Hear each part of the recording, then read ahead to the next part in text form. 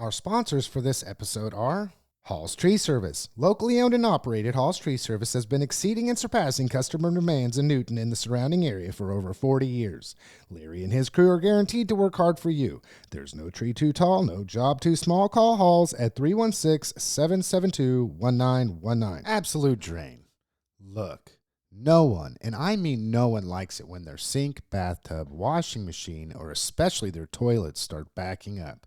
It's even worse when they won't drain or flush at all. No matter who you are, it happens to us all. If this is happening to you, then you need to give Garth with Absolute Drain a call. Absolute Drain is located at 420 West Broadway in Newton and has been faithfully serving Newton and surrounding areas for longer than I can even remember. I personally use Absolute Drain, and they have kept my pipes cleaned out and flowing day one. It might just be time for you to give them a call too at 316-283-7264. The Newton Kansan is Newton's longest-running local newspaper covering all the stories, people, places, and things happening in our community. Chad Fry, the Kansan guy, editor of the Kansan, works diligently to ensure integrity, accuracy, and unbiased news is delivered to your doorstep 3 times a week for an unbeatable price. You can also sign up for online-only access for around $7 a month. That's 12 online papers a month for only $7. If you've not subscribed, it's time you do. Visit them in their office at 517 North Main Street. That's 517 North Main Street in Newton. Online at thekansan.com. That's thekansan.com. Or give them a call at 316-283-1500. That's 316-283-1500. Support local journalism, support the Kansan. Well, hello, everybody, and welcome to this HCTalk podcast. As always, I'm your host, Lance Gormley, and my two co-partners in crime and brothers from another mother are Andy Ortiz, local entrepreneur and businessman, and Chad Fry, as we affectionately know as the Kansan guy, editor of the Kansan paper. How are you gentlemen doing? It's been a couple weeks. My fault. And I know for all you avid listeners, you were wondering where everybody's at, but life got life, and it happens to some of us. It happens to all of us. So, how are you guys doing? I'm doing all right. I'm doing okay. Good. Good. And yes, it's been a couple weeks, and I've found my inner auto mechanic in the last 2 weeks. Oh, yeah. I've worked on 1, 2, I don't know how many cars now, so don't get any ideas. Chad Fry, the mechanic guy. No. If you ask me, I will gladly refer you to the best mechanic in town. His name is Josh. He's over at Jay's Expert Auto. He's the man. He's so much the man that he fixed one of my cars listening to it over the phone. Wow. So, yeah. He didn't have time to really do much, but he's like, let me listen to it, and then he told me what to do to fix it. So thank you. That's a hell of a reference. That's almost like a 5-star Google review, Chad. 6 stars. 6 stars. Yeah, if you can't do 6 out of 5 5 or more, do Chad Fry. We'll give you the 6-star Google review. Andy, how have you been the last couple weeks? Been good. You got some sun. Oh yes, I did. That's what you were looking so good for this morning. I was gonna say something, but sun yeah, is good. Sun is good. Vitamin D. When you were talking about that, it reminded me of those commercials when they have like the people making the noises for the cars of what's wrong with their car. Yeah, I love those things. I just set my phone on the engine compartment. Yeah, they're like, oh yeah, I know exactly what that is. Yeah. Things are good. Good. Yep. Yeah, busy but good. Busy but good. Yep. Enjoying the fall or the spring-like weather. Absolutely. Yeah. This time of year is busy. Missing home a little bit right now. San Antonio, that is. Just friends and family and fiesta time and Spurs and that whole environment. Our community is pretty amazing. A lot of community pride. So just sometimes I wish I could just fly in real quick and take part in a little bit of it, but I got responsibilities and kids, and there'll be a time and day for that. But right now, I just can't do it. But just other than that, things are good, man. Just miss my home just a little bit. Yeah. So yeah, Chad, do you ever have that too? All the time. It's funny because all 3 of us are transplants, right? So, and maybe it's our ages. Who knows? Maybe there's a psychology behind it. If somebody knows, explain to us what it is. But I do the same thing. I have a longing, I grew up in a real rural area of Kansas, And I don't want to say that, it's this looking back and thinking that, times were better in the past or anything. But something comes with a very small, tight-knit community. And when, look, that's about all there is out there. I mean, you could go 100 miles in all directions, and the largest community is Hays, Kansas. And if you know how big Hays is, it's not large. So you have hundreds of these small little communities, and everybody pretty much networks with one another. And it's almost like when you go out there, even today, it's a different time and place. And my heart sometimes longs for that. Oh, yeah. The farm life or the rural life. Yep. Yeah. And Andy, he's thinking the city life. 1,000%. Yeah. Downtown and everybody flying the Spurs colors and the Fiesta shirts and the Fiesta culture, and people having a good time and just dancing in the markets randomly, and just seeing the kids on people's shoulders walking through, eating their chicken on a stick, we call it. Mm-hmm. And there's a lot of there's just little things of just home is home, right? Yeah. And when you grow up 19 years somewhere, 18, 19 years, and you leave and you adopt another place as your home, which I love it here. Trust me, don't get me wrong. I've had a great life here and a lot of wonderful people. There's those moments when you have that nostalgic feeling, like I did last night, actually, when I was poking around and just seeing my friends and families and people doing things for Fiesta, some of my favorite events, and going, man, it would be nice just to be able to one day this week get out and hang out with some of them and just spend that time together like we used to when I was growing up. And even in my 20s and a little bit in my 30s, I would be able to go home 4 or 5 days during this week in particular to take part in all that. So it's just, just can't do it right now, and that's okay. There'll be different seasons for different things. But and Chad, you're originally in Iowa. Yep.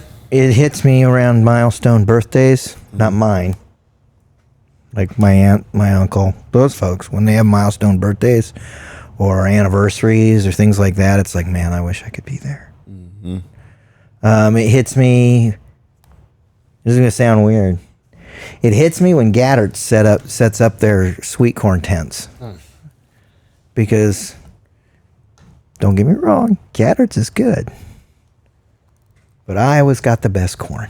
By the way, biased. Nebraska, Iowa has the best corn. So that sounds like some bias to me, Chad. No bias. And I can even drive you to the exact spot where the best sweet corn in the world is grown. So I'm just telling you, there's just something special about that, and so that's a time where I start missing home. And the last weekend in September, which is always the Kelowna Fall Festival, because man, it's once every 10-15 years of getting apple fritters, apple butter. It's just not enough. But I got a question for you guys. Okay, just to rest here, just for a minute, right? Because I'm thinking while you're talking and trying to, I'm wondering why we do this. And I don't think we're alone. Obviously, if the three of us are sitting here doing the same thing, 3 up, 3 down, that means that's relative. That if you had 100 people in a room, you'd at least be hitting 75 that are thinking, man, okay, so. Do you think it's the apple fritter? Do you think it's the chicken on a stick, or that it's the festival, or that like San Antonio is not the only community that supports its basketball program, right? It's not the only place that has festivals. It's not the only place. Same with Fritter. Same with me. It's not the only rural small town community for me vibe. I mean, and I'll say that for me, intentionally, it's being able to take somebody to the place where the best basketball team in the world plays. But okay, go back to this.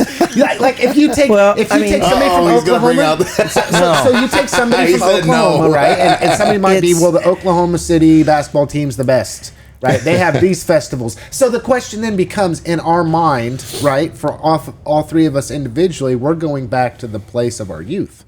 Right? Yes. And those experiences and the community and the life. So is it that way for everyone, do you think? There's something about the place you grew up that you miss. Just is. And wow, absence makes the heart grow fonder. Right. I mean, how many times have we heard that little saying thrown around? It's usually thrown around because, you know, you're missing your wife or your girlfriend or your boyfriend, or absence makes the heart grow fonder. Yeah. And one of the things that I discovered during my last trip to Iowa is that for a lot of years, it was about some of the people. You know, some of those folks I went to high school with, they didn't all hate me, and I didn't hate all of them. It just felt like it at the time. I mean, Yeah. and so there's people that I wanted to see and spend time with. Most of them are gone.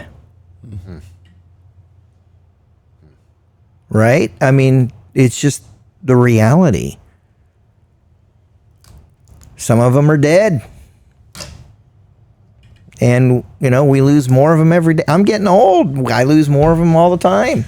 I think you hit it So right there. Yeah. We're getting older. And I think you alluded to it. It's the age, right? Yeah. And you realize how fast this thing goes. And it starts compounding. It goes faster and faster the older we get. Yeah, relative to time. Yeah, absolutely. And we know now the value of this hour we're spending together, right? We understand the value of the service we give others. We start getting more concrete in where we want to spend our time if we're focused and paying attention, right? And that's most of us, I think, in our own way. And for me, family is, I've sacrificed a lot. I came up here to go to school for 4 years, right? And I'm here Your life 27 years later. Yeah.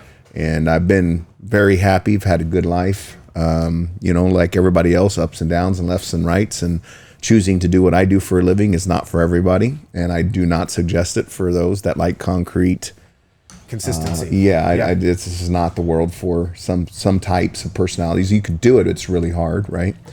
But I think as I'm slowing down and looking at, man, I could see 10 years pretty quick now. 10-year increments, not 5 years anymore. I could see it.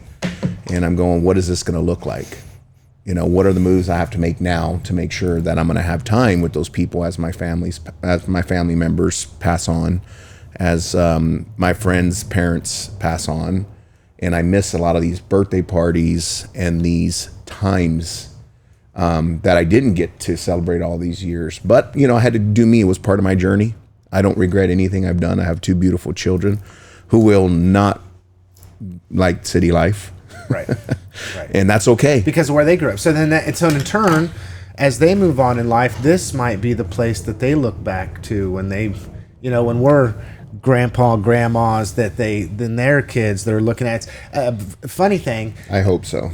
And I hope I'm providing that. And you know what? I mean, I don't know if that's just a natural phenomenon, if that's what happens. I mean, I'm sure there's always outliers, right, of people that are like, man, I never want to go back to that place again. That was this worst time of my life. But it's interesting how, and before we move on to what's going on in the Kansan or what Chet has, it's funny because I have children that are grown. I'll say not quite. They're still teenagers, but past all the things I'm dealing with my 3.5-year-old, right? And everybody says, oh, man, better hold on to those 3s and 4s. You're going to miss those.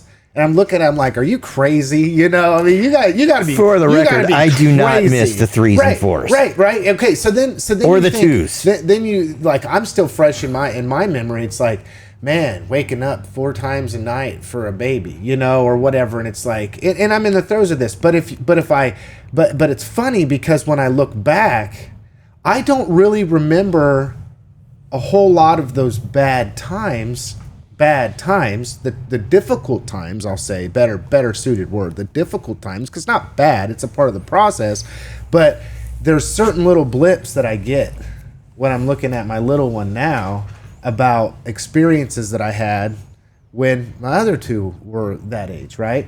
But there's also something about us as human beings that when we look back, there's some way we forget when we're looking at our kid today the difficult times that we had in the past. It's like we have a fondness of memory of the good times rather than those negative times. So anyway, with that being said, our memories do an excellent job of filtering the trauma right that our children put us through. And part our memories have an excellent way of filtering pretty much everything, and only keeping and holding, at least at the forefront, those things that you're predisposed to remember. If you're predisposed to remember and think about good times, that's what you're going to remember first. Likewise, if you're a negative human being, and you are out there, you're going to remember all the BS. Right. You know, and I made that statement. I didn't hate all my classmates. Well, guess what I'm predisposed to thinking about when I'm thinking about high school and elementary school? I remember Doug Jameson beating the ever-living crap out of me. Uh-oh. Now you threw out a name. Yeah. Doug. I'm not. Doug, come try it now. Yeah. Okay. We ain't in the 8th grade no more. And I know how to handle your bully butt now. So hey, your heart. Yeah. But that's what we're, that's what our memory does. Interesting. And I wonder to the audience, when you think about where you grew up, if it was, if you were a transplant, or let's say you're a lifelong Newtonian or Harford County resident or Kansas resident or whatever the case may be, I think it can step up when you move to another state, man, Kansas, or another state, Texas, or whatever the case may be, rural versus not rural or urban, or, there's just think about that. Is what we're saying a mutually shared experience with you as well? And with that, Chad, what do we got in the Kansan? Well, it's been there's been a lot going on the last couple of weeks, and so honestly, I kind of want to highlight something that was in the Kansan, and it was we tried to kind of pump up the student one-act plays out at Newton High School. And I did go. There was one of those productions that I did not find overly entertaining, but that was due to the subject matter. I felt like it was not that great. But the rest of it was a heck of a lot of fun, and I got to go on a watching this one act play, I got to go through, travel through time for the invention of the sandwich. And that was fun. That was really fun. And got to see Scooby from Scooby-Doo portrayed as the figment of Shaggy's imagination manifested by a stuffed animal. As the group attempted to, along with a few others, like Sherlock Holmes and the Hardy Boys and a whole bunch of others, solve a murder mystery. Talk about fun. It's amazing you said Hardy Boys, because I read that entire series when I was there's like 60 of those books, and I read them all. So guys out at the high school, the seniors who directed, and all the kids who acted, you guys did a great job. Fantastic. And I wish there would have been more people there on Friday night, but is what it is. Yeah.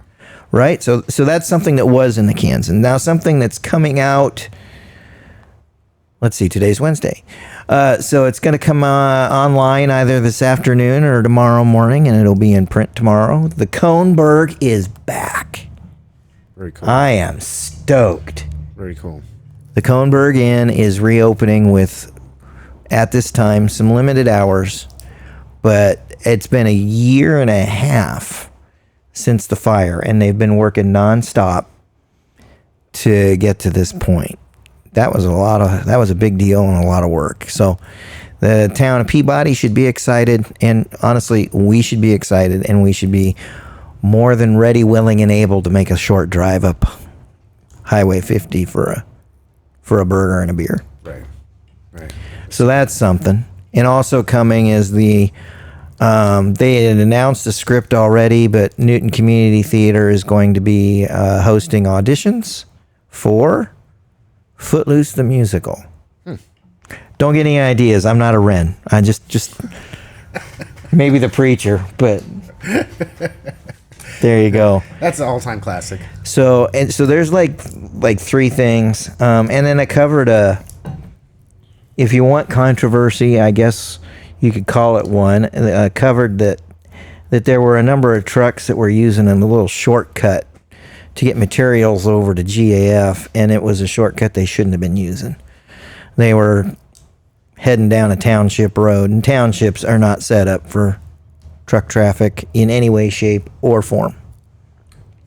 So there you go. Well, maybe just taking the most direct route, most accommodating. Well, you try and eliminate when you're driving a big truck, you try and eliminate sharp turns or just turns in general. Right. So if you can get someplace by mismaking one turn, that's the direction you're going to go. Right. I mean, that's the practicality of a truck driver. Well, and there's also construction that's happening out there. I mean, I am hoping to catch up with somebody at GAF for their response to that whole thing, because I know that they've been watching and paying attention, and I'm reasonably sure that they've already reached out to some trucking companies to try and put an end to that. Yeah. Cool. Yeah. Sounds like a solutions movement. I look forward to reading that. Exactly. Getting all your information. It's like, I kind of wonder why nobody reached out to GAF quicker. Yeah. But they did at one point, and so we'll see about getting followed up on how they handled that. I don't know, I'm interested in reading the article, but I would say there's oftentimes in our community, I don't know if it's the same as your community, but grandstanding is not the correct term I want to use here, but it's this idea that when something could just be handled from a phone call from one administrator, like, oh, we have this issue, let's just call GAF. Let's call whatever company, whatever it is, and just let them know, hey, this is happening. Is there any way we can work something out to try to mitigate this, because this is causing problems for us? And they can say, oh, well, no biggie. Yeah, we got that taken care of. I mean, if you read you read all those Facebook groups, everybody's always looking for the they to handle something. Yeah. Right? I mean, be the they. Yeah, why don't you just be the they? Make the call. I mean, find out who needs to make the call. Start digging. Start sending some emails. Here's a perfect example of it. Okay, people to do work. Perfect example of it. The Newton, Kansas citywide garage sale is this Saturday. That date was set literally years ago. The citywide garage sale will be the final Saturday of April next year. I haven't checked what the date of that is, the number, but that's when it's going to be. Is that clear enough for you all? So you don't need to spend January, February, March next year posting online, when's the citywide garage sale? When have they set the date? The answer, I set the date. It's the last Saturday in April. And that's very literal, that I set the date. And so you don't need to go looking for the they. Well, just speaking of consistent dates, okay, and I really haven't ran into this in the past, and there was some discussion about whether or not to change the date, because I'm a part of Community Crisis Response Team, also known as CCRT, but they are the ones that are the responsible for the Newton Car Show. And we had some discussion about whether it would be best to keep it on the same weekend or move it, which it's always the first Saturday in May, right? If that's the second, if that's the 6th, whatever it is, it's the first Saturday in May. And that was the determination, was to not move it, because consistency is key. And if the last however many years, and it's been a lot, it's always the first Saturday in May. then it's always the first Saturday in May. And Right. and most people will know that after a period of time. So for that, May 2nd happens to be the first Saturday in May. That's something that's coming up that I don't know if Chad was going to mention that or not, but it's coming up for everybody to enjoy. Along with that, the Newton Freemason Lodge will be serving pancakes from 7 o'clock until they run out. There's a lot that goes on. New Jerusalem Mission, I do believe, will do their barbecue. Barbecue for Bricks. Barbecue, and I think that they're going to have some live music. I'm pretty sure. They usually do. So that way, there's just a lot that goes on at certain intervals in our community that everybody gets on board with and just takes advantage of the traffic that takes place. That's one of those weekends where when I try and do my 3 things to do this weekend, which I'm doing like every Thursday, that's one of those weekends that everything's going to be on the same day. Yeah. So here's what it is. This weekend is not that way, but that's okay. I was looking for some more controversy, Chad. I don't know. You want controversy? Well, I mean, I want some spicy, some controversial. Where's He the? brought up the GAF thing. That was Okay. Yeah. hot sauce on it. That was the yeah. But you need to have a headline on the paper. Like with a big picture of a truck or something. With cash just falling on the road. Yeah. Well, it's kind of like, I mean, based on a statement from Jim Meyer, you ask yourself the question, when that road gets completely torn up, who should be made responsible? Who should pay for that? The township, of course. Sure. There, did that get a little spicier? That goes back to the argument that has been had before, whereas does the county go out and repair a township road and build the township? Does the township go ahead and just reserve the right to do things? Because there was something you had, I believe. Or you had does the written something county in the get paper. involved and go to some of the really, let's just say, worst offenders, and look at these trucking companies and say, this is what we're going to have to spend to bring this thing back up? I mean, here's your portion. I get that GAF and what GAF is doing has considerably more truck traffic. Here's what's hard. But what about when it's it comes going to get to worse. harvest time? I mean, I got to ask the question here. Here's what's hard. Yeah, well, look at my road. I mean, well, yeah. I mean, but that's different. It's not, but it is. But here's kind of what's hard is our township, the one I live in, has got some people who automatically just do things for our neighbors because I'm not going to say their company name or anything like that, but they're in that business because I didn't get permission to talk about and I didn't want people to expect things from them, but they do a lot of things that people don't, like I noticed something's been done and I'm like, and it was not that people running the township or from the township budget. It was their gas, their diesel, their extra material that they'll kind of clean up a little bit and do things just because it needs done. And I think each township has people like that in it that make things work. So they do get frustrated when they're putting their man hours, their time to keep As things they decent. should. And then you see something that's different, and then you have a narrative that some people are big bad companies, right? Discounting the multi-millions of dollars, I think, already in giveaways and roofs and projects and funding and fundraiser support, and but they're not getting it there. This is being dispersed around our area, right? Mm-hmm. And it's just hard to keep all that in perspective when you're worried about your road because it's next door to you or it's 4 blocks down and your buddy's been keeping it clean for the last 30 years and all of a sudden now he's getting frustrated and doesn't want to say anything, so you're going to go say something, right? So there's a lot of dynamics, right? Yeah. Like with everything else. But a phone call was made, it sounds like. I look forward to reading that article. Yeah. And it looks like it's going to get taken care of. Yeah. So everything in perspective. I mean, everything's in perspective. Right. Everything in perspective. And part of that perspective is that there is a posted truck route. That road ain't on it. So, for them to be frustrated, the township or anybody, it's legit. CERN is legit. Where things kind of, for me anyway, and this is my opinion statement, where things kind of break down to just not operating really above board is taking that legit concern to the right places. Instead of trying to air it out there. Right. Yeah. Right. To so push so what we're going to do is we're going to try and push around and make sure that it occurs during an open governmental meeting and right in front of the local media. While they're looking at you. Okay? And we're going to throw and I am gonna get sly.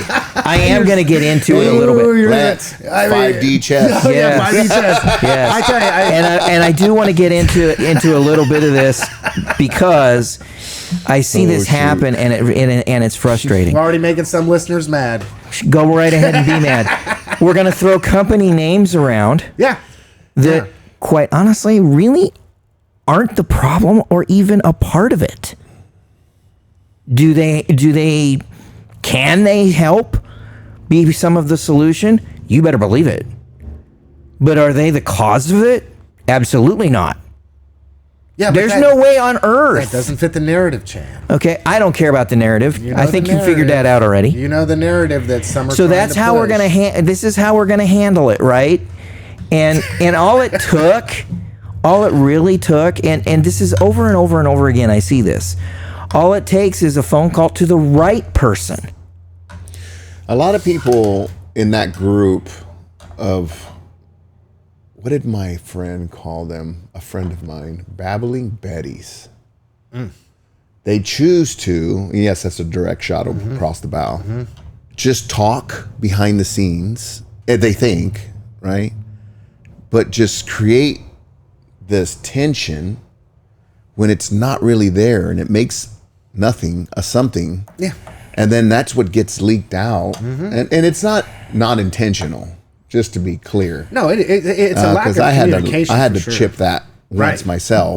Right. And Well, I know it's still going on. It's just And more you're careful. And you're asking yourself, well, why didn't somebody just make a phone call and Call ask? me. Just call. And that's what I had a Just meeting call. with some people, and I said, "Why didn't you call me?" They said, "Why didn't you call them?" I'm like, "Because my name wasn't coming out of your name wasn't coming out of my mouth." Right. I wasn't the one having a problem with you. I had to- You Well, had a you know, problem with me. I Run can, you down, and then Yeah. you don't want to tell me Hey, better yet, air Where it the out rumor on started. social media, Dude. You know, I mean, what's happening and what's happening. well, land. no, Yeah. no. The what's Yeah. happening, what's really happening, what's really happening, happening. what's happening Yeah, where so you don't the need point- ad. the I point can is- go back in time and tell a story that really sums this up pretty well. Okay? Shoot. All right. So you got to go back in time about 10, right at about 10 or 11 years. And there was an individual who was very upset that they wrote a letter to the editor that they sent to the Newton Kansan. I say sent, that's liberal. They dropped it off. No member of the editorial staff was there when they dropped this off. They dropped it off and it didn't publish. Then they took that letter to the editor, made photocopies of it, went to a political party meeting and started throwing it around saying the Newton Kansan would not publish this. They refused to publish it. They want the other candidate. They've refused to publish this. Here's the truth of the matter. The guidelines for publication of letters to the editor at that time were incredibly clear, and especially clear when it was in support of a candidate. 250 words typed. We are not going to try and decipher your bad handwriting. That they write in cursive. Signed. Signed. saying that that's your because then that removes Your liability name. on your behalf. Your city. Provide a phone number for verification. Why wouldn't they want to do that though? So what they dropped off, They didn't know, probably, honestly. Right. I mean, honestly, they Right. probably thought this is how it works. I'm going to do this, and if you don't do what I want you to do right? with my rules, So regulations, what and they dropped choices, off then you're the one that's in the wrong. without talking to, mean, it's- not talking to anybody who could decipher things for them. I mean, they literally just dropped it off at the front desk and walked away. It was handwritten. It was not signed. It did not have the city of origin, did not have a phone number for confirmation. What do I got? Did that person ever tell you who it came from to begin with? Did anybody ever call you? So now we're walking around, and we're quite honestly, this is Sounds like a setup to me. This is what this person did. Sneaky. They went around and disparaged us and my business and me personally. And all they had to frickin' do was call me. Did you ever write an article on that? No. Because you're nice. I'm nice, and time dictated I spend my time somewhere else. He needs to get It's dramatic. just, yeah. We should get dramatic. You need to. Yeah. Can I have all that information? I'm telling you. And write a. I'm just April 14th of 2016. This happened. You no good. Yeah. Well, but this is typical. So here they are. It's typical. Reverse I'm telling smear you. campaign to see I'm how telling people you, like it. If the question. Damn liberal. So this will give us and he even knows whether that's he wasn't what, a liberal, what but that's beside the point. And that's what I'm saying is behavior is across the board, right? We go back to this, and this will give us a good precursor, or this will prelude into what the next topic is, but because it involves politics, right? Of course, and that's what we're all about on this program is politics. We gotta, and here's my crazy, right? Okay, so not to take a rabbit trail here or a squirrel moment, but with government being so intricately involved in every single aspect of your life, how do people put their head in the sand when it comes to governmental affairs? I like, people look at me and go, that's his libertarian coming out. People look at me and they're like, well, why does it got to be about politics? Why can't it just be about, partying and having fun and all that? And it's like, wait a second here. Okay. I'd love to put you in the same room as Thomas Knapp. I think it would be incredibly entertaining. And here's my thing, right? I actually really work on communicating, right? I want to communicate. I do not have a problem with someone who sees something from a different perspective as mine. In fact, they can almost be entirely polarly opposite to me in every way, shape, or form, and I would be glad to agree on what we can agree, and then agree to disagree on other things, and then internalize what this person has communicated to me, understand that they have a reason that they believe this, and then place more importance on understanding why that person thinks the way they do in order to understand them first and foremost,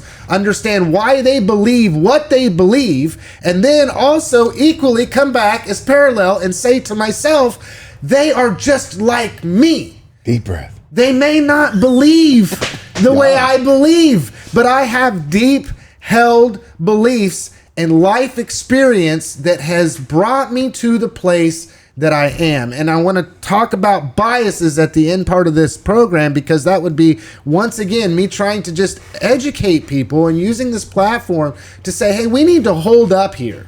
Okay, we need to ask ourselves questions like what happened with the road situation. Okay, to me, just looking at it, it's like, well, if there was a problem and you called a certain commissioner about it, then the commissioner should have went and talked to the administrator, because that's the administrator's job. That's what they're there for. And then the administrator make a phone call to a representative of GAF in this situation. It could have been another company by another name, and it will be in the future, because this is the nature of how things work. And just say, hey, I'm the administrator of Harvey County, and I wanted to talk to somebody about this specific township road. I know you guys are investing millions of dollars in our community. We love you for it. We appreciate you for it.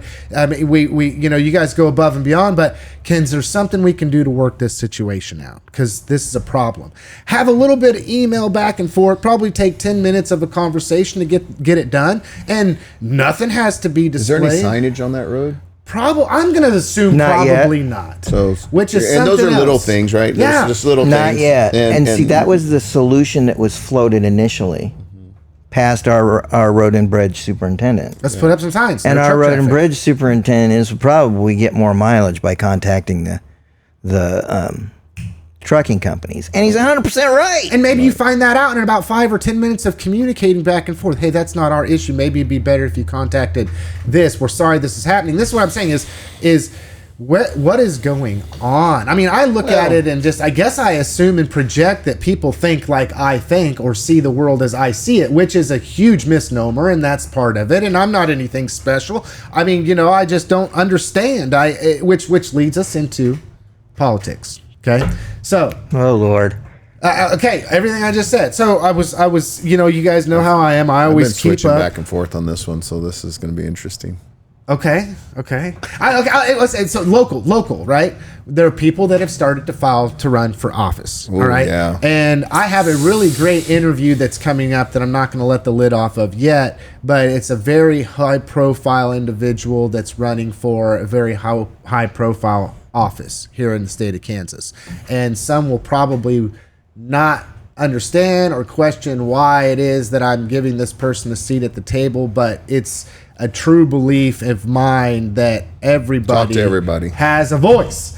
And if they want to use this platform in order to get that done, and it's honestly reasonable, right, that they would be here professionally doing what it is that they would like to do. I mean, this is not going to be a gotcha or any type of moment or anything like that, but I'm excited about the interview that's coming up. And I'm excited too to see who you bring out, but here's the other thing, and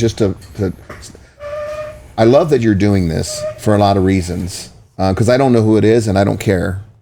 I think give people, if they need a mic, if they have a message, give them their 45 minutes, an hour, whatever you're going to do, hour and a half, and let people decide. Yes. Through the quality of questions you ask, what the individual's about or what message they have for the community. Yeah. And I intentionally ask, like I tell people when you come out here, sometimes people are like, well, what's the questions that you have? And I was like, well, you can pretty much just go back through and watch any of that style of interview that I have. And what I do is I ask very general, open-ended questions for a reason. Because how that person responds, if you go through the logos, pathos, ethos of what they choose to bring up, right? When I say, what's the greatest accomplishment in your life? Okay.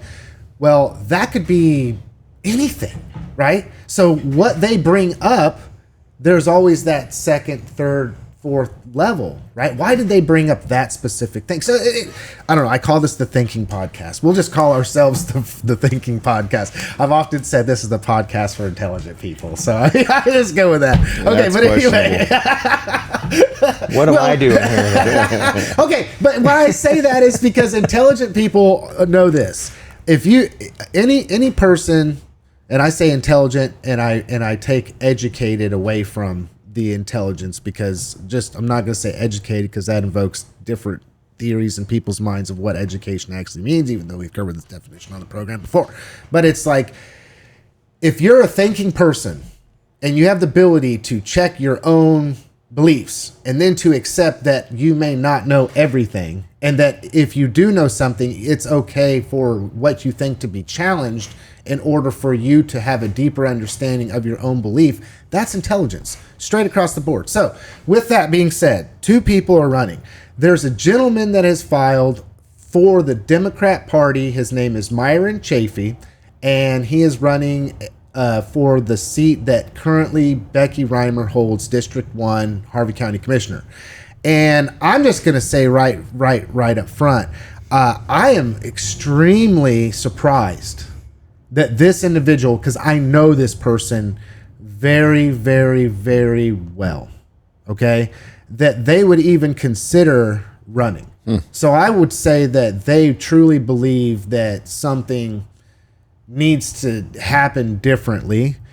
I didn't even know the guy was a Democrat, to be completely honest, because we don't really talk about politics all that much for some obvious reasons that if you knew the dynamics of relationships. Yeah. But I mean, he didn't know he's a Democrat, and he knows you're probably Republican. Yeah, so, but we don't in the relationship dynamics, it's not one where we talk about politics. And if it is, it's not a political party thing. And if it's something that is controversial, then I would rather not offend, right, for the harmony of our relationship, and then to break a relationship over that. But I just got to say, I was really surprised, and I'm going to absolutely 100% consider this person heavily when it comes to this. Harvey County has already won.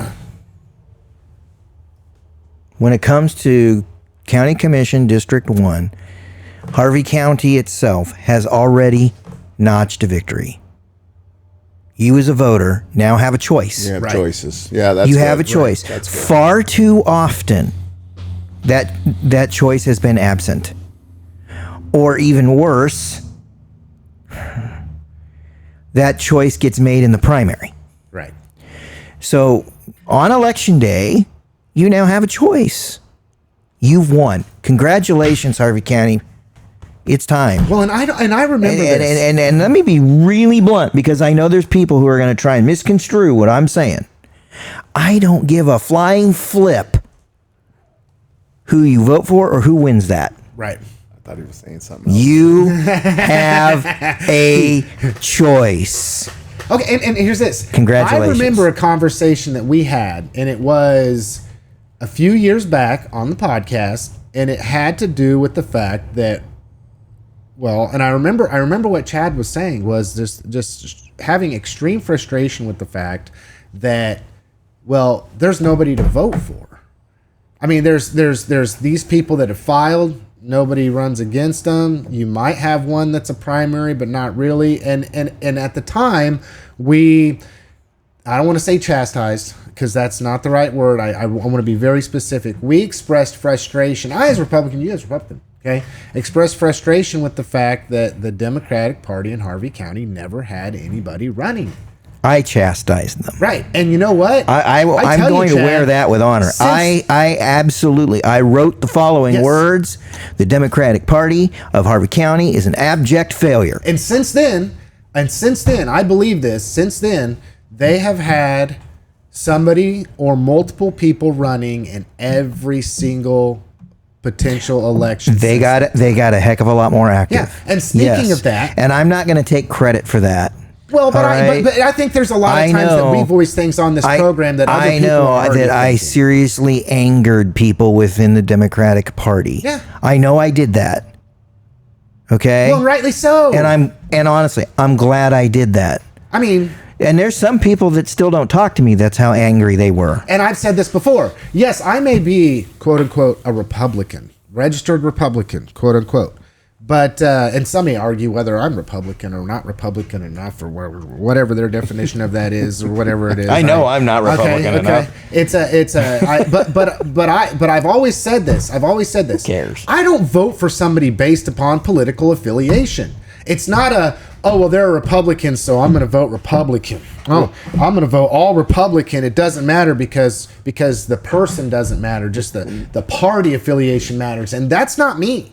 And, I'm looking for the Democrat that stands up against the extreme stuff, and that's, and now the Republicans are starting to go there at some level too. There's some extreme things going on, and there's half of the Republican Party starting to say, wait a minute, let's talk about this. And the other half going, nope, this is how it is. If you're not this way, we're not doing it. Yeah. At least within the Republican Party, we have that going on, and in a public way. Now, are the Democrats doing things behind the scenes? I don't know. I honestly don't pay attention anymore to any of that. But I did hear there was one Democrat that we don't see eye to eye on things that was in a local level voicing some opinions and some facts on numbers about some of the extreme stances that party's taking. And they were getting mauled over it. yeah. And I was like, well, such a small group of people just getting amped up and demonizing people for speaking what the majority of us feel and think is kind of crazy when you start talking about boys and girls sports and things like that. Yeah. I mean, transitioning at 9, 10, 11 years old, these things are horrific in my mind. Right. And it's just a no-fly zone. Well, and I think for a lot of people that are Democrats, they're asking themselves, I mean, I think this is there's where an the movement, awakening though, is right going now to taking independence place. on both Yes, sides, agreed. because there's some people who are Democrats, and I know a lot of them, but they will not say anything because of what the crowd does. Yeah.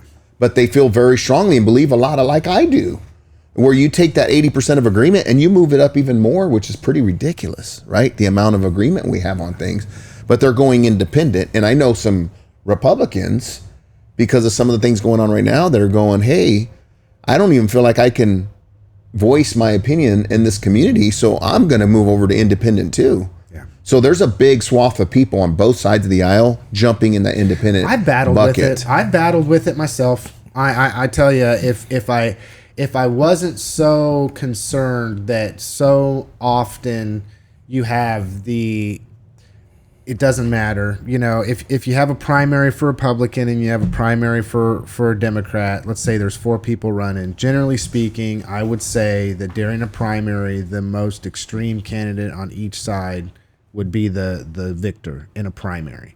And then you have those 2 highly partisan people that are now like blood and water, right? Or oil and water. They're not mixing, okay, in any way, shape, or form. And then those are what I got to pick from.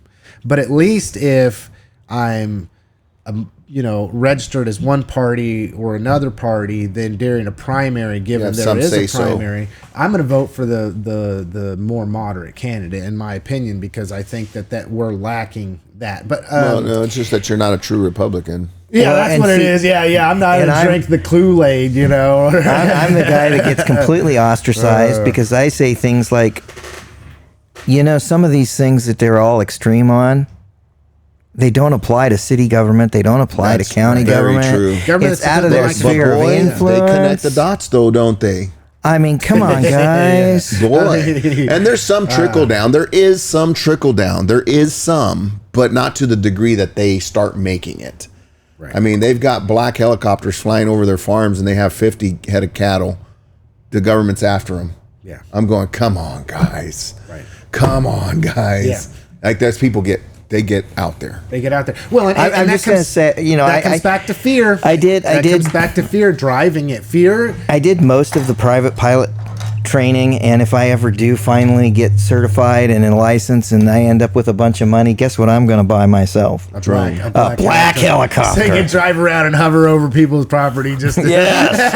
Hey, you're going to get shot down. I might even put a little logo on the side that looks kind of like a Homeland Security thing, just so I can get all 3 of them. I'll mess with you. Homeland Security logo. That might get you some trouble. That'd be interesting. Let me know how that goes. I had a Homeland Security polo shirt for a decade and a half. All you got to do is just spell it wrong. So, hey, it's close enough. Can you imagine? Says HOMLAND. Can you imagine wearing those into one of them hardcore right-wing think tank groups and go to one of those events that people fly out to go to when they're teaching them how all this stuff is, Why not? I'm going to just fly right along a fence line, man. I'm telling you. Just go sit in the room with a big old badge on and see what happens. No, but true story. It just says officer, right? Those ones that can be like legal, legal. So true story. I bought a polo shirt, fit me pretty darn good, and it had a Homeland Security logo on it right here on the breast. And I know exactly where it came from. I bought it at the Etc. shop, and I know exactly where it came from. Because they hired a whole bunch of extra people for a visit by George W. to Wichita. I know that's where that thing came from. It was legit. When you get hired to do something like that, you're told, if you ever get rid of this shirt, you need to cut that out. Well, they didn't cut it out. They just threw it in the donation box. So I buy it for $3. Boom, you're official. Fast forward almost 1 year to the day. I'm running late for a flight out of Wichita. And I am just huffing, puffing, and running up to security. And I hand the guy my license and I hand and my ticket. And I'm like, man, I hope I make it. And he just takes one look at me. Get over there. Oh, Chad just admitted to impersonating a federal official. No, they did not make me go through security. So I huff and puff and I run up to the gate and I get tickets, all that stuff, and I get sat down in my seat on the airplane. I was going to Chicago. Whew, what a trip. Get sat down on the airplane, sitting in my seat, and this dude is sitting next to me and he looks and goes, "Boy, I'm glad you're here." What the heck is it? Oh, crap. Made you feel cool, though, didn't it? Oh, it did. Now, does that count for stolen valor? at some level. Yeah, I mean, That's like getting close. He's not wearing, camo with, maybe. I thought it was funny, but The next thing you know, you land in Chicago and you're getting handcuffed and taken off the plane because you're impersonating a federal official. I'm very glad that did not happen. Be like, Oops, my bad. Yeah. Be like, I don't know. I just bought it. That'd have been the worst $3 I ever spent. Yeah, $3 costing you a few $1,000s, right? Had the light out there and sweating, In one night of baloney, government baloney. Government baloney, a flattened hot dog. Okay, so I was like, when you talk about baloney and hot dogs, I swear that a hot dog is no more than just a rolled up piece of baloney glued together. You guys, I love it. I love hot dogs and bologna. I grew up on this stuff. Same. Yes. Fried bologna, yeah. all with some mustard. I go all in. I toast. I do too. Yes, that's high class. You don't smoke your bologna? No. I got some texture on mine. Yes, toasted bread with some, blackened bologna. And you know how you have to cut the bologna slightly because otherwise it'll bubble in the middle, and then you kind of want to get that air pocket. Yeah. I'm a pro. All right. Okay. So just let me know when you start eating on Spam. Yeah. Hey, I'll eat some I got Spam. the cookbook for it. I'll Spam. I'll keep some Spam up and rice with some eggs. Yeah. Yeah. Spam and rice is good. Oh, yeah. A little bit of soy sauce on top of it. Yeah. So we're talking food now. We need to just have a whole episode where we talk about food. We're like totally ADHD today. Okay. So with this, another individual that's running now, Avery Anderson has somebody that is running for the Democrat Party for the 72nd district. I did see his name's Matt Smith. He's a local businessman. I'm interested to see how this all shakes out. Once again, like Chad said, you got choices. And then, for time here, I guess we'll skip over a couple. We'll always have something to talk about with that. But how do you guys think? Let's go here before we go on to the very last thing I wanted to cover. So we got a little bit of time here, but fairly quickly.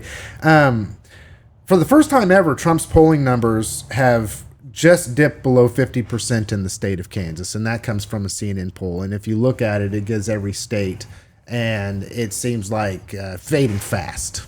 Okay. Now, granted, we got your diehards. Anything that anybody says that you're in favor of will, it's. I had somebody send me a message that said something. It was like two exactly different things. Like, oh, we're gonna end this. It's a true social post from Trump. We're gonna end this. This is gonna end, and then a couple days later, then all of a sudden it's changed up, and we're just kind of seem like we're just throwing everything at it, and then all the comments.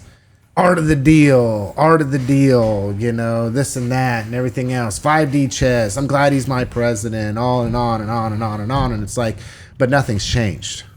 Like absolutely nothing has changed. The Strait of Hormuz is still closed down. Now we're going to blockade it, right? The price of oil has not. It's gone up. And then it's kind of slooped down. But the I would say we won't know what's going to happen in the future yet, but there's a lot of concern that this is just the beginning of a continued oil spike, and that other nations are going to get involved because this is negatively affecting them, such as Asia and other areas across the globe. And so this is a what do you want to call it? A boiling pot of water, not yet to be determined whether it's going to boil over or not. I was going to call it a pressure cooker. That we don't know really what's up yet. So with that, how much do you think that what's going on at a national level is going to affect local races? Oh, that's where most people spend time. And it's not very productive. But that's what media does, the big media. That's what people focus on with the headlines. There's so many spoof accounts out there that are giving false information, playing on those algorithms because they know, the machine knows, right, where people are spending their time. There was this exercise we did recently where I put in through ChatGTP to have fun some stuff about basically scraping my profile and what I've been up to lately, and it made a picture. And it had Axon displays and car wash. And it was so crazy how it just knew all my activity and where my focus is 90% of the time during the day. And I typed in a little change here and there, right? And it did that because I thought it was kind of wild. But anyways, the internet knows what people are doing. Yep. It's playing off of national topics. It doesn't really worry about what's going on locally because it doesn't sell as much. And it's a lot easier to get people hypersensitive about things they can't see and just picture it in their minds, in their own mind's eye, because it becomes inflated. Yeah. Because when it's local, you could look next to you and go, you're actually, Chad, not that crazy, even though you're liberal. And we can have a conversation and I can take you to a coffee. Yeah. And you know what? I really like you. I like you too, Andy. Yeah. Just to be clear. Yeah. But I really like you, like a lot. Like enough to where I consider you my friend that I can call and we bounce things off. You've been a call for me a few different times when I really needed your voice. And you gave me that time, as busy as you are, with all the responsibilities you have. And I really love that. But people that see us from the outside, if they put a category that they've built for you, and they put a category that they built for me, and they see me and Chad being friends, like good friends, they go, that doesn't make any damn sense. They should be killing each other. Yeah. And it's like, nah, it's easier on a national level when it's not personal. The other thing about this is when you're talking about the national level, how many people have to put boots on the ground to do something about it? When you're talking on a local level, people want to talk about diversity, equity, and inclusion. And when the local level is working on a Latinos Unidos situation to connect people and to break down barriers and to open up communications with 32% of our populace locally, you can't get one person to volunteer to help at a festival for 4 hours. But they'll get online and spend 8 hours in a week talking about how we just hate the others. Yeah. Yep. And so you people's boots on the ground, and I go to this all the time because it's my truth, because my boots are hot underneath my feet. Right? And you look around and you see all this scuttlebutt online, and that's why I'm getting away from it, Lance, because what are people really doing about it? Yeah. And so, my point is this national conversation will totally affect local elections. You see people talking about how ICE is kicking in doors at schools. That's never happened. Anywhere in the nation? No, I don't believe so. No, it hasn't. But you'll see headlines that it's happening everywhere. But then you go to our local school and you talk to our local sheriff and our local police chief. Dude, they're on it. They love people. They're taking care of people. Fred Van Rankin, you kidding? Nobody's going to mess with kids as long as he's sitting in there. Right. Frickin', are you kidding? Our sheriff? You going to mess with kids in front of our sheriff? Like, you think that's really going to happen? Our police chief? Are you kidding? And his guys? And all their people? And then our community. We're not those kind of people. I mean, it's just crazy. Yeah. When you go down to the nucleus of how good of people we are in Newton, Kansas, and in Harvey County, and in the state of Kansas, and how big most of our hearts are, 98%. And then you have these titles who make us feel like we're freaking enemies. And they're all coming from Washington. And the question to ask is why? I'll just kind of leave my little rant there. Chad, you think it'll have an effect? I do. And I've been dwelling on a little monologue from a HBO television show called The Newsroom. I've been dwelling on that for a while. And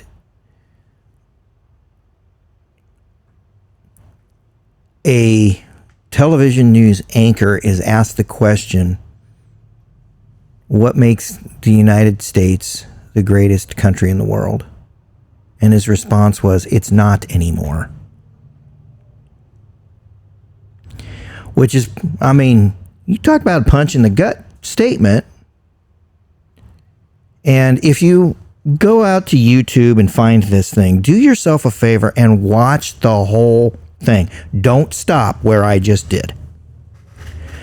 Because in that monologue, he makes the statement, we used to not be afraid of everything. Dude, we're living in a time where we're afraid of our neighbors. That's right. We're jealous of our neighbor. They've got the new Ford F-150. Boy, I wish I could have that. Well, don't I deserve that? Well, you're working hard. You probably do. But priorities, man. And we're scared that our neighbor went and voted for the person that we didn't vote for. Are you kidding me? So do I think what's going on nationally is going to filter down? Yeah, I do. Because number one, we're freaking scared of everything and everybody. Sorry. Even those people who stand there and say, I'm not afraid. Yes, you are. They're the ones that are the most afraid. You are. There's a reason you're standing there and planting your flag. And then you add to that people not being able to look at it and go, you know what? The sphere of influence at the city, they don't get a say on that particular issue.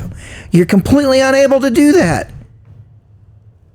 It's why candidates for Board of Education knock on doors, and the first questions that they get are things like, well, what's your stance on abortion? I've been there. Who cares? I've been there. Or what can you do about the water bill? Right? It's right? I mean, Yeah, they don't know. You want to ask somebody at the Board of Education what their stance is on transgender books in the library? Go for it. That is within their sphere of influence. Now, the school library or the public The library? school library. Okay. we should just be able to, yeah.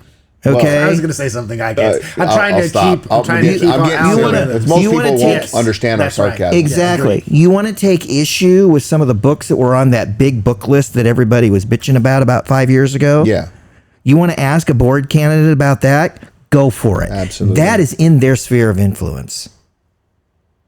But understand that same board member has absolutely no control whether or not that ridiculous book that I read is put anywhere else. They got no say in it. And so between your fear and your lack of understanding the spheres of influence, I'll be honest, I don't have any resemblance of hope that all this crap going on at the national and international level is not going to influence our local elections. Right.